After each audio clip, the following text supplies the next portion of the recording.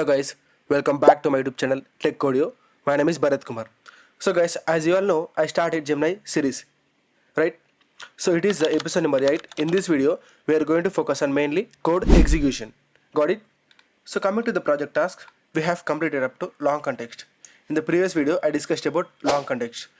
If you haven't watched that video, please go and watch it out. I'll leave a link in the I button and also in the description below. So basically, in this video, we are completely going to discuss on code execution. For example, you want to write a prime number program with the help of Gemini. So you can tell the model, write me this program and also execute this program. So it will write program and then it will execute the program for you. So this is the process we are going to do in this video. So guys, if you haven't subscribed to my YouTube channel, please hit that like button and also subscribe to my YouTube channel. So let's begin the lecture. So guys, now let's understand what is code execution exactly from the Google AI document. Here you can see the Gemini API code execution feature enables the model to generate and run Python code and learn iteratively from the results until it arrives a final output. You can use this code execution capability to build applications that benefit from code-based reasoning and that produce text output. For example, you could use code execution in an application that solves equations and process text. So guys, in simply, for example, let's consider you wanna get this program. What is the sum of first 50 prime numbers? Then you are going to ask generate and run code for calculation. Make sure to get all 50 numbers. So here what it is telling means, so here you can see in the documentation code based reasoning and that produce text output. It is going to explain how it is calculating this and also it will give the text output. Got it? So guys, here first you have to create this API key. Create API key. After clicking on that API key, you have to select the project. So in previous videos, I explained how to create projects. You can directly go to the Google and search for the Google AI project. Then you can able to create the project. After that, create API key. So it is going to create API key for this existing project. That's it. So you have to copy that API key and then come here, create one file with .env. In that, paste this variable. One second. Paste this variable equal to your API key. That's it.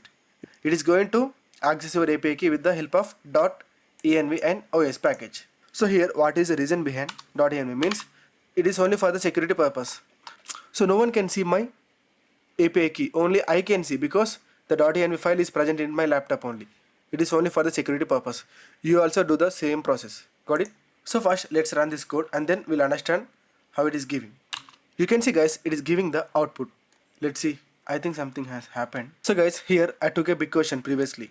That's why my model is not executing because I'm using the free API key. That is the reason behind that error. So here I just changed the question to the smaller one. Write a program for identify prime numbers and then execute the program for calculating 5 is a prime number or not. So here in the first step I'm asking model write a program for prime number and then I'm asking to model execute the prime number code to check whether the 5 is prime number or not. So guys, you can see here first it wrote a function def is prime or not. Up to here it is prime only. Up to here it is a Python code and then here it took the number 5. Check if the number is prime number or not. So here it is going to pass this number to the function. This function will do all the calculations and then it will return number is a prime number or number is not a prime number. Right? It's a simple code, right? So now let's see the explanation. It is a function. Is prime is a function. In that we are passing our number 5. So it takes an integer number as in handles the cases when number is less than or equal to 1. If the number is less than or equal to 1, it is not a prime number.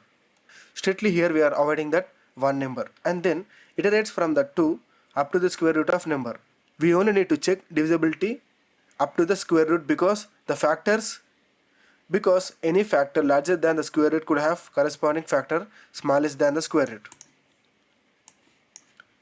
If number is divisible by any I in the loop, it's not a prime number, so return false. If the loop complete without finding any divisors, the number is prime number, so return prime number. Let's see the code. We're going to check with the I for I in range. I in range means I starts with 2 and then 5. We are checking whether this number is prime number or not.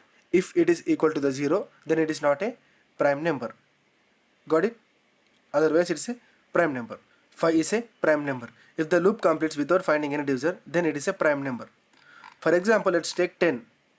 For the 10, it is going to give the not a prime number, because we can divide 10 by 2. So finally we'll get the output equal to 0. So it is not a prime number. 10 is not a prime number. You can see exactly we got 10 is not a prime number. Yeah.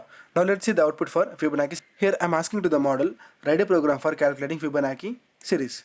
And also I said to the model, give me Fibonacci series for 6 terms and give me code execution flow step by step. So firstly it is going to write the Python function up to here. Got it? So as you all know, the Fibonacci series means it is the addition of previous two numbers. 0 and 1 is the starting numbers by default. So 0 plus 1 equal to 1. 1 plus 1 equal to 2. 1 plus 2 equal to 3. Like that the Fibonacci series will be calculated. So here it wrote a function that it is taking 0 and 1. It is the default numbers for the sequence initialization. So here it is passing it to the list. Then for I in range starts with 2 and then end with the 6. C equal to A plus B. And then A equal to B and B equal to C. So here C becomes A plus B. 0 plus 1 equal to 1. Then for the A we are passing B. And then for the B we are passing C. So previously A was 0. Now the A become 1 and then C become and then B become 1. Because for the B we are passing C. Like that it will execute. So now let's assume A become 1. B become 1. Then C equal to A plus B. This both will combine, will get 2. Then A become 1 and then B become 2. Like that it will be calculated. I think you guys all are aware of this Fibonacci series. So like this you can give any program and then you can get the explanation of that program. You don't need to ask anyone help. You can directly get here only. The model can explain you how the code is performing. So here no one help is required. You can directly able to understand the program by yourself only. That is the beauty of this Gemini models. Got it? Now let's understand code execution versus function calling. So basically the code execution means it will run in the backend. So when you give a prompt to the model will try to execute that code in the backend via API. But the function calling means you're running your functions and sending requests to the model again and again. So here it is going to charge more, because in the code execution we are directly enabling model to perform code execution. But here we are using the functions to perform code execution. So it is going to send more requests to the model. So it's a bit costly. Here you can see for most cases you should use function calling if you have your own functions that you want to run locally. And you should use code execution if you would like API to write and run Python code for you and return the results. So here if you have your functions, Python functions locally, then directly you can call the model and ask the questions. But here code execution we are asking model write a code and also execute that. Got it, right? The billing also same. For the code execution no extra bill charged, because it is completely depends on input token and output token. But for the function calling we need to use that. We need to pay more. In the future video I'm going to make video on function calling also. Got it, right? For now just understand the concept. Limitations.